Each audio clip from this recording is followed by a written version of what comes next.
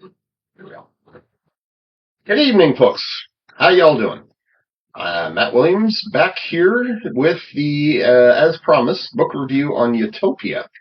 And this has been a long time in the making here. Yet again, I find with these and my podcasts and just all my side projects, they really tend to get neglected here because Carla and I are in a big push right now, and a lot of big things are going to be happening in the coming weeks and months, and well into the new year, which would take a while to explain there. But let's just say we're very busy, and it's some heavy stuff.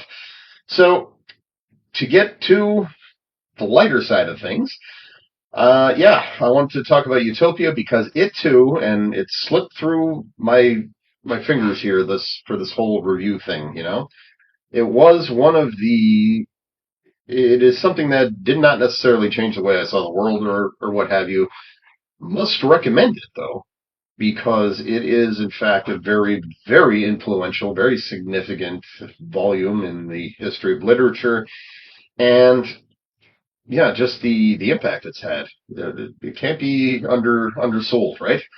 And damn it, I just want to talk about that book because it was, I read that in when I was doing some continuing studies. I was taking English courses in order to get a second teachable for when I went to teachers college the next year. And so, I took an English literature course, and this was on the curriculum, and it's what I decided to do my essay on, and for which I got not bragging, but I did get the best mark in the class there on that essay. But I owe that entirely to the fact that I went to the TA's discussion groups, right? Like just a handful of people in that class did. Everybody would show up for the exam prep one. All the students would just jam into whatever classroom we had to do that. The rest of the time, it was like 5, 6 of us tops. Anyway, more on that in a second. But yes, the beer I'm having tonight. This is a true pint can. This is so 568 milliliters is the contents of a true pint. It's called Big Red. It's by Longwood Brewing, which is up in Nanaimo. And long-standing brew pub. They've been doing the whole craft brewing thing since the early 2000s. And I remember actually, seeing them, and they were doing that whole thing, which has become so common now. You go in and you can get a bomber filled, a big glass jug like you've seen me drinking directly from in the past, and and get beer to go. And they of course built a whole pub there around the brewery, so come for the eats and you enjoy some of the beer while they're there, and you can do then off sales, take some home with you. Anyway, this is the first beer of theirs I've had in a while. It's one of the first new ones I've seen from them. And as the name would suggest, it is a red ale, Pacific Red, not particularly strong, and lightly hopped, very, very malt forward, and very tasty. Oh.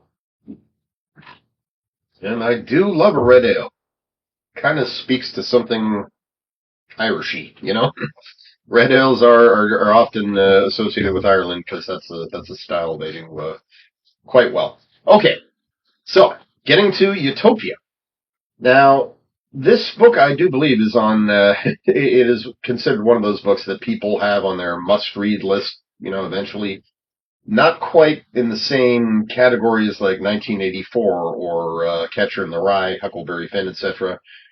But it is definitely it's considered by many a must read. Definitely read this book before you die, or ideally before you're finished your education, because it's informative and it just might open your eyes to a few things.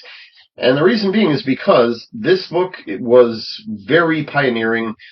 It started something that at the time of Thomas More's writing of it, and this book was released in 1516.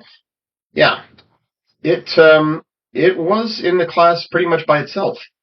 There had been political discourse written just extensively. The classicists, they had written all manner of dissertations on government and governance and human nature and so forth. You had Plato's The Republic. You had Socrates' story in the dialogue Critias, where he talked about Atlantis and how it was organized.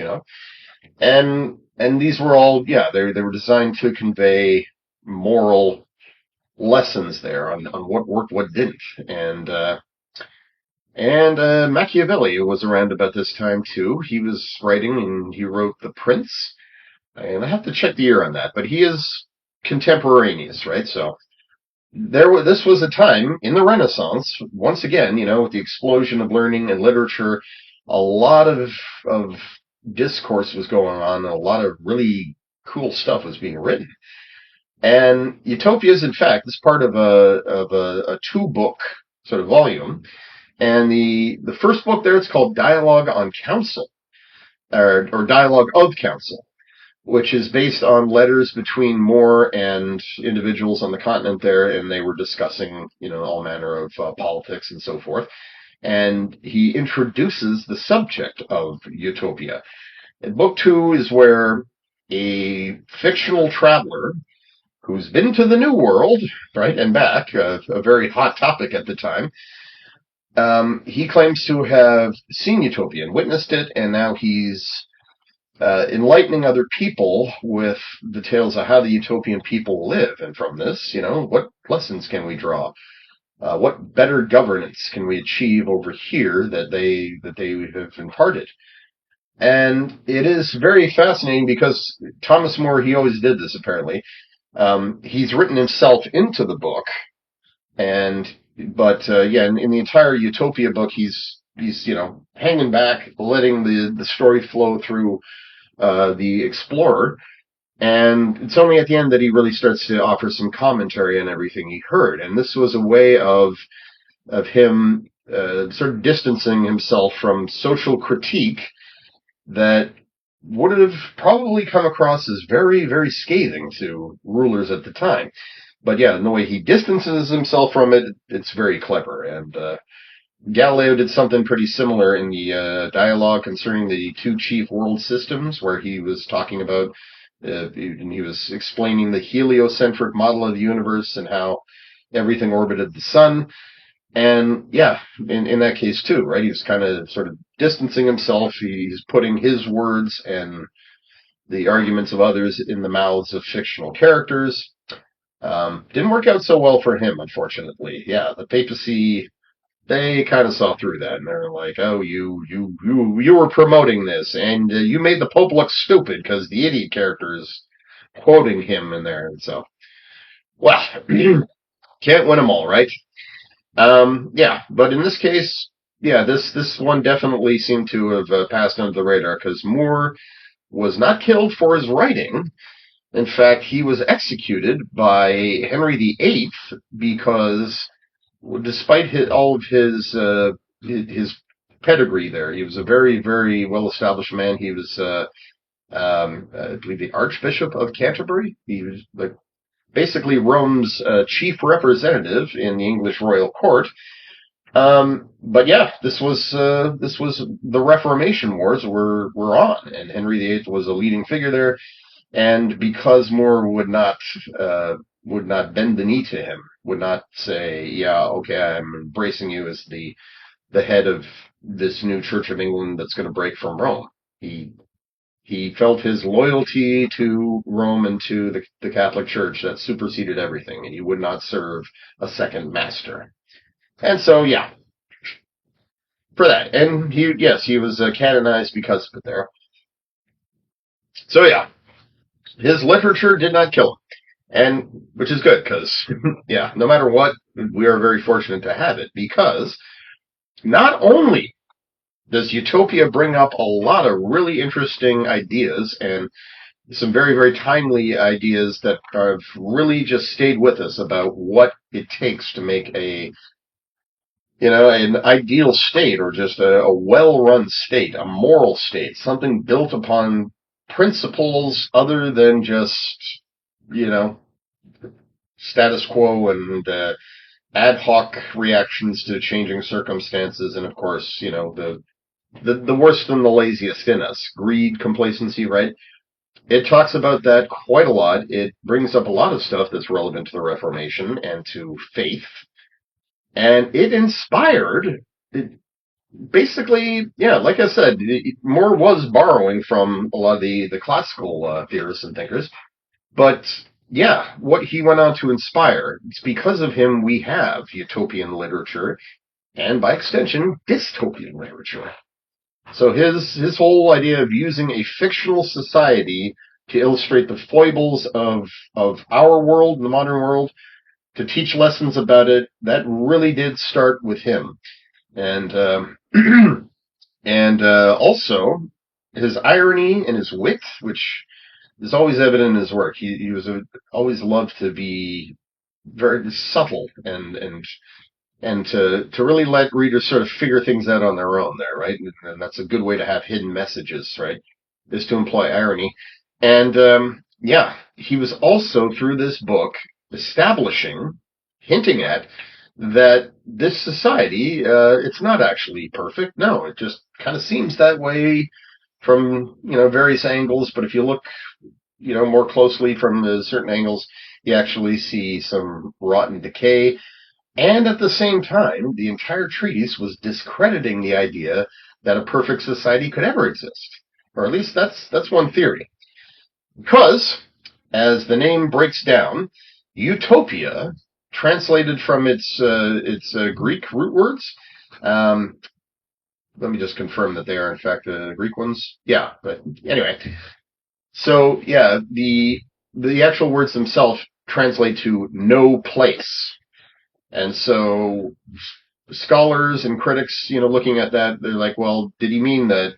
Is that a reference to the fact that this place obviously doesn't exist, is fictional? Or is it casting doubt on, that this place cannot exist? And similarly, yeah, the name of the, what was it? The name of the island?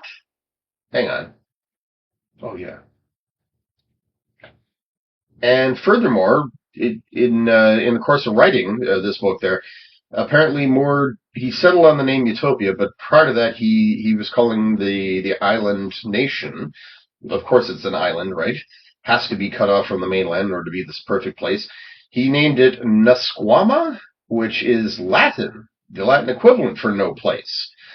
And the capital of Utopia too. I don't remember the exact name, but it translates to that basically means like wind passing through an empty place. So again, alluding to nowhereism and nothing happening.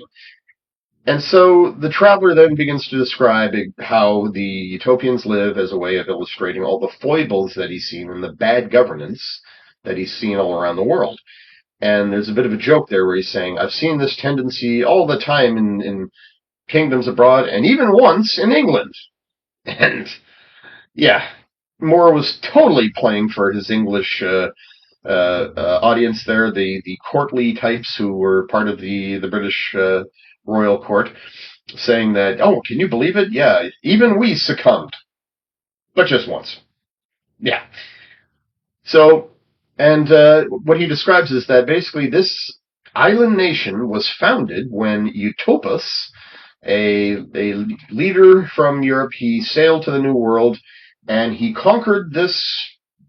It was a peninsula, and then he mobilized the people to then sever the connections to the mainland. So they basically just demolished all the land bridges that connected it to the mainland, so that you now had a full-on island in the shape of a crescent moon, just slightly off the mainland, with sort of an internal sea, and the rest was populated, and this allowed them to, while they still interact with the outside world, of course, right? The explorer having gone there to see what was what, they managed to establish their own norms and so forth. And so, for starters, yes, the utopian people, don't um, they do not use precious metals to as signs of wealth, right? And everything is owned in common. And people work in a fashion that it's like you're not assigned a profession from birth. You're not born into a class or a caste. It's in fact the situation is that you work in a vocation and people rotate, and that way nobody takes other people for granted and so forth. And as they said, they don't use precious metals as ornamental things or what have you. In fact, they use them for simple things like chamber pots and also decorations for slaves. And that's kind of hint one there that the society ain't so perfect. But as they explain, yeah, the slaves are criminals. They're not people who were born into slavery or they weren't taken through war necessarily. Although, if I'm remembering correctly, I think some are indentured slaves that are working off a debt that was the result of a war. But also, yeah, criminals are working off their debt to society. And yeah, the ornaments they wear are not a sign of wealth and privilege. Rather, it's meant to sort of demean them. And the reason being, of course, it's like, well, the only reason these precious metals are considered precious is because they're rare. It's got nothing to do with their utility. Iron is so much more useful. So yeah, they don't have an economic system based on scarcity, which is really quite interesting. And he goes on to describe their marriage rituals and their religion and so forth. And the marriage rituals are quite interesting because he says that before the couple gets married, they are to be presented to each other naked. And this way, and the way the explorer sort of characterizes it, he's comparing it to a man buying a horse. He says, yes, the buyer will lift up the saddle to see if there's any sores that are being hidden underneath, Basically, he's inspecting the goods closely. And, yeah, it's like, well, that sounds blatantly sexist and dehumanizing. Yeah, and also, of course, a real defiance of the whole, like the bride and groom aren't supposed to see each other, and the bride is veiled and so forth.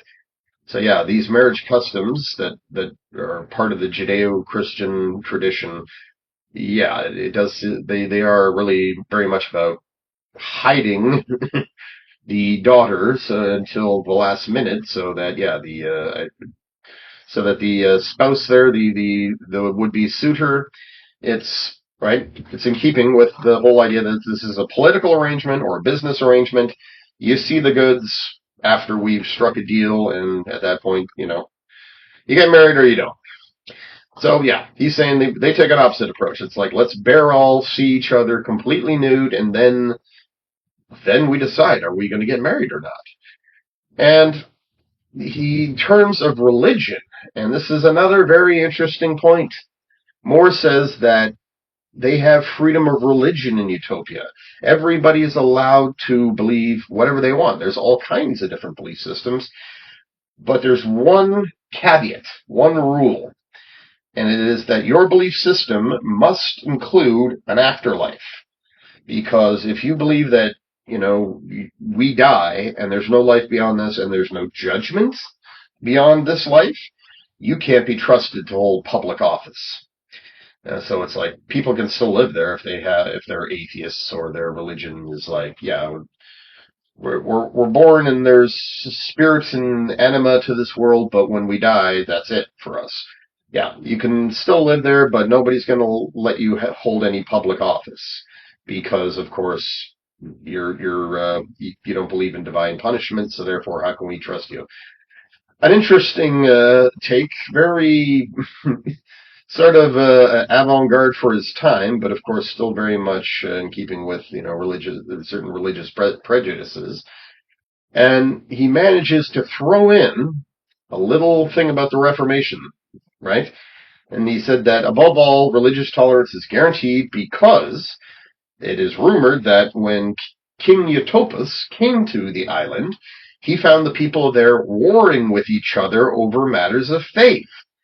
And it's like, hello, Moore is saying, Christians of Europe, stop killing each other over, who the head of the church is, or certain dogmatic articles that separate Protestants from Catholics and so forth. Yeah, he's basically saying, let's get along here. It doesn't matter if we do things differently, right? And yeah, and so that also, of course, calls to mind. It was Shakespeare, I believe, in one of his plays where he references how, I don't know where this reference is from there, but they were basically saying, I think Shakespeare or Christopher Marlowe, he says that, we shall be united, we shall not be like the Judeans who were at war with each other when Rome came a-knocking, right? It's like, yes, do not fight amongst yourselves when there's enemies at the gates, right? And so, yeah, some historical truth to that, right? And so all of this basically to say that this society, it is made this way, and chief of all, the explorer says, is that pride. Pride is the thing that they are best at, reining in through their ways. And because it is pride which prevents these kinds of common sense reforms from happening in other places. And he has a sort of scathing remark there in which he says that rulers will resist change fervently because they like the system the way it is, because it benefits them. And when challenged, they'll always bring up tradition. They'll always say, oh, this is the way our ancestors did it, so I don't see why we should change. And yeah, you talk about, times change, but the bullshit stays the same. And the to counter that, Moore is arguing that, our leaders, they feel free to disregard and trample on the traditions and practices of our ancestors all the time. But ask them to make some changes and they will act like they're, just all about tradition. So yeah, all of that. And so it really did offer kind of a preview of communist thought, right? People are all working together. They're living for the common good. They own things collectively, and the work they do is the sort of the classless nature of it ensures that you don't have aristocracy, greed, and some people living it up while others are going without and starving, right? And and so Moore ends it with he himself saying that, well, I found the guy's talk very interesting, even though I disagreed with him on several key points, right? Like getting rid of precious metals and ornaments and getting rid of, monarchies and aristocracies, getting rid of all that. That would rob society of so much beauty and pageantry and so forth. But I found what he said interesting, and definitely will think further on this and want to hear more. So yeah, that's him distancing himself from all of that there, and being, of course, very cheeky in the way he's basically saying, I don't actually believe in this stuff. But in a way, this could kind of feeds into the scholarly interpretation there, that he's saying that this kind of society will never happen. It can't, because humans will not renounce their pride. They will not renounce their greed. Humans are flawed. And so we can expect that, it's like creating a perfect society would seem on the surface kind of simple, right? It's like, well, just do the following. Organize society around the following relationships, and it would work, but we're never going to do that, right? And and it won't be perfect after all. There will always be flaws. So, that is a take I do agree with there. And what I think is so significant about that, right, is that basically if we didn't have Utopia, Thomas More's Utopia, we would not have some extremely influential books that followed, such as Gulliver's Travels, a man going to multiple fictional societies in which he is like lampooning and satirizing elements of British culture and European culture and humanity in general, right? Making all manner of judgments upon how things are done, how it could be fixed. You also have Samuel Butler's Erewhon, which is Nowhere Backwards, and that's like a direct tip of the hat to Thomas More, right? It couldn't be more clear, right? It's like this society is nowhere backwards, and just like Thomas More's Utopia, meaning no place. And yeah, he too, you have what is clearly, irony worked into it there. It's like this is a perfect society. They treat sick people like they're criminals, and they built thinking machines, but then destroyed them because they were going to usurp. Okay, interesting. So it's like, yeah, it's like there is layered, complex commentary, and of course, and this was big, right? It really somewhere along the line there, as the Renaissance and the Enlightenment, when these books were all popping up, you had a transition where industrialization began, and it's like life was actually getting better for the more common folk. Social change was happening that was really quite frightening. And and many authors began to take the utopian idea in literature and they turned it into the dystopian. So yeah, from without Thomas More's writing, basically, yeah, you wouldn't have Gulliver's Travels, you wouldn't have Erewhon, you wouldn't have had any of the Renaissance and Enlightenment stories about perfect societies. You also wouldn't have had, and I would include this, and I apologize for the language, but there was plenty of writing in the time of the Enlightenment and the age of discovery and exploration that talked about the noble savage. Don't like using that word. We don't use that word in this house. Yeah, but the idea there, it's like,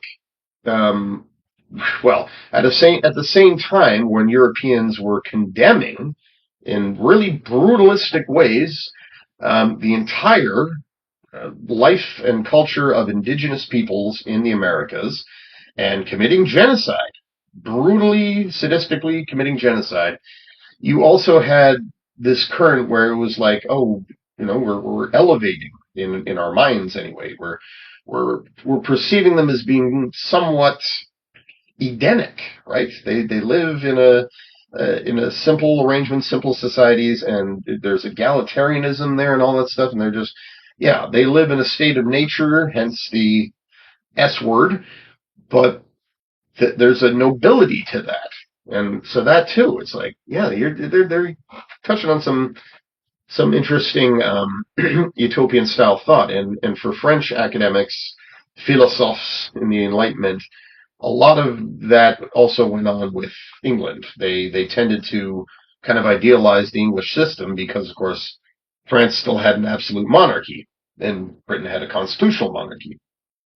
And yeah, a lot of reformists wanted to emulate that, and they even considered the Englishman to be, last time, the noble savage. Because, yeah, they lived a better existence, but well, but yeah, at a certain point, there was a transition in which the political upheaval of the 19th century and then going into the 20th, it inspired different types of literature. You had realism was one. Les Miserables is an example. Dickens was, I believe, definitely an example there. All of his portrayals of poverty and woe and people being the downtrodden being abused and so forth. And then you have Yevgeny Zamyatin's We, which I realize I also need to review. I need to reread it. Yeah, but that there right? That was like the archetypal dystopian book that inspired George Orwell to write 1984, and it is believed to have been the blueprint for Aldous Huxley's Brave New World, even though he claimed he never read it. And either way, though, it's like, well, independent discovery happens, right? And I should know. I've been sickened when I found out that Kim Stanley Robinson, ideas I've had that I wanted to work with, it's like, oh, he already did that. And very thoroughly and beautifully, Kim Stanley. Yeah. So it's like, yeah, people will often do that. They come up with an idea, but of course they're not the first to have thought of that, right? So yeah, nevertheless, it's like, yeah, Brave New World and 1984 would have not have existed, arguably, without Yevgeny Zamyatin's We, which in turn would not have existed were it not for Thomas More's Utopia. So his book was one of these historic examples of like a progenitor book. It contained all this inspiring thought, which of course, he derived from others, classic writers. And yeah, that went on to inspire people in the Renaissance, the Enlightenment, and the modern industrial phases of history. And yeah, and that whole thing that is with us still, right? It became a staple of science fiction, or rather, science fiction and dystopian literature. They were like this, Many people don't necessarily consider any of the aforementioned dystopian books to be science fiction, but they are part of it. They fit the definition. They are classified as that. And the idea being that, yeah, like any science fiction novel, these grew out of modernity and as a way of commenting on modernity by showing a fictionalized future, which either sucked, and thus saying that basically what we're doing right now, it's not good, or it was idealized, right?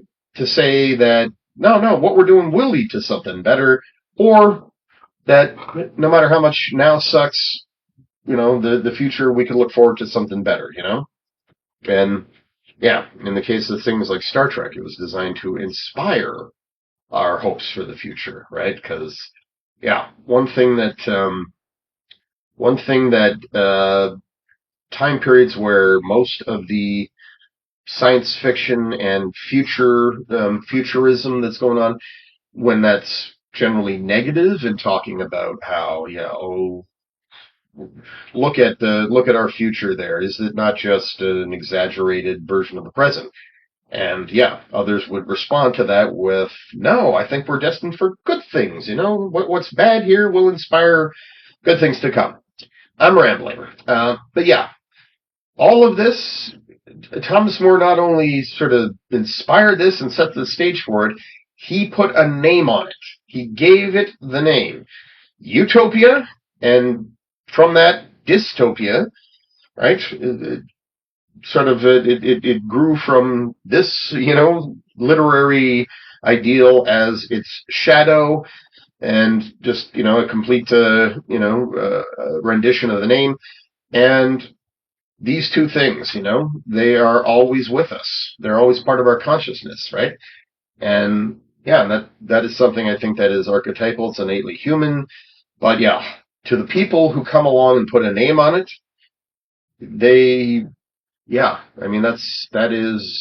it's genius. And it's one of the amazing things about language, right? It's like all these concepts are there in our brains, but when you give it a name, you can really sort of manifest it. You make it real. You make it concrete. And that allows you to pass these ideas down, and people are able to work with them, dissect them, challenge them, build on them, and literary traditions are born. Wow. Okay. That was kind of deep. And this is my first beer. And given its size, I think that's going to do me. Because I'm starting to talk like, yeah, I'm talking like I'm at the pub in the corner talking with friends about literary stuff, and we're all getting a little philosophical and deep as we get more soused. So I hope this has been somewhat informative. And yeah, if you haven't read Utopia yet, strongly recommend it, right? Because it is one of those books. It's a big deal for a reason, and that makes it, sought out, right?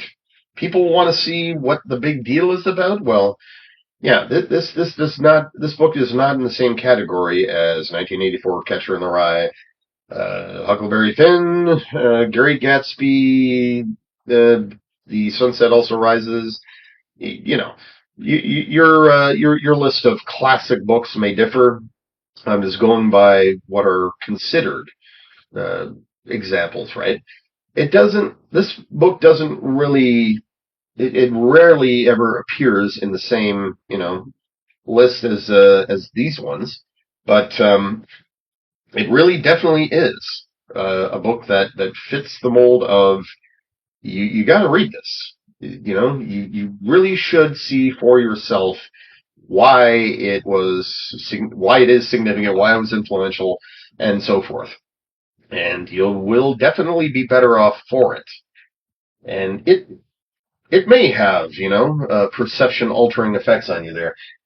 And yeah, and for me, it certainly did, because it's like, yeah, this genre, this whole thing, which I'm familiar with in like theory and how it was important in terms of history, right? Because that's what I went to university to study. So yeah, I came to English class with a historian perspective, and my teacher was very good that way. She was very accommodating, like, yeah, you understand things like chronological order and threads and developments and so forth. Well, that's good because, yeah, you can see how literature reflects that and even kind of influences it. And so, yeah, for me to read it, it was like, good. Now I've finally I've gotten my teeth into a something that I know about and know really meant something. Now I see why. So, yeah, you should do the same. Highly recommended. So, yes, having now finally addressed Utopia, oh, and keep in mind, a little disclaimer, I'm going by memory here, so yeah, if I'm off on any details, no problem. I'm happy to get any feedback there. It's like, oh wait, no, you didn't remember this, or you failed to mention that. Please, by all means, just add to the lovely, what will hopefully be a lovely conversation about this book and what people got from it. Yeah, and so having covered it, I definitely want to do Yevgeny Zamyatin's We some point. But like I said, these have all suffered because of just life. But yes, I also really do want to get back into William Gibson there because his Bridge trilogy. There's a few more books in there that I would like to review, and there's some that I can breeze through because I didn't really they didn't seem that significant to me or great, but well, teach their own. And yeah, also his Big End trilogy. There too. I don't know what it is about third installments in the Gibson trilogy, but in his trilogies. But the Bridge trilogy, that was yeah, Virtual Light, Utopia, which personally I thought was the absolute best of the three, and I believe the critics agreed. And then you had All Tomorrow's Parties, and that third one I thought I don't know, it kind of felt like an anticlimactic end. And the same is true of the Sprawl trilogy. You've got Neuromancer, hugely influential, real out of the gate winner. Then you had Count Zero, which I thought, in a lot of ways, I kind of enjoyed that one more. It was just really good. And then Mona Lisa Overdrive, and it's like that one I could do without. I didn't connect. Yeah. There's just like this wall between us here, right? And yeah, so for all three of those trilogies, the third one's the one I didn't like. Oh, crazy. So, yeah, and I kind of get it. When I started writing, I found the trilogy, the third book is always the hardest. Yeah, I don't know why. I think it might be a literary curse that some people don't have any problem with, others do. Um, but yeah, I thought it would be really nice to cover those. The Regeneration trilogy. And given that Remembrance Day just passed, I really want to get into that because that is by Pat Barker. Those books are they are brilliant weaving of real history and fictional stuff to illustrate some amazing things about World War One and all of the changes that it brought out, all the revelations, social changes, political, geopolitical, and also perceptions, right? Because it looks at war from the point of view of therapy, like soldier therapy and soldier trauma. Yeah. And, yeah. And also life in the trenches there too. So very interesting. And the third act in that trilogy is very not bad. So it's really quite good. So do want to get into that. Other than that, yeah, there's got to be a few more there because much like how Utopia and The Great Gatsby kind of just slipped my mind. Yeah, there's bound to be more hiding in there, and I'll find my way to them. And I do believe Alistair Reynolds. I started with the Revelation Space universe, but I did not complete it because he as well. He's a guy who does a great first act, a killer second act, and then the third act was kind of interesting. Definitely, it wasn't bad at all. It's just I definitely didn't think it was his strongest. So yeah, I think I would like to definitely complete the Revelation Space universe. Technically, it's 5 books, sort of like a nominal trilogy with 2 related ones. Definitely, yeah, definitely worth exploring, right? If you're a sci-fi fan, I would absolutely recommend them. Okay, well, I'm going to go because I'm losing my voice and Carla's getting home soon. So take care, and like I said, if you haven't read Utopia yet, do it. Get on it. It's not that long a read. It's not hard, but definitely keep your eyes open for the underlying stuff, the underlying messages, the subtlety, the irony, because it is really quite informative and fun. And if you know what to look for, it does make the reading process a lot less, it can seem inaccessible depending upon what you're reading. But yeah, if you know what to look for, it makes the process fun. Okay. Take care. See you next time. Bye bye.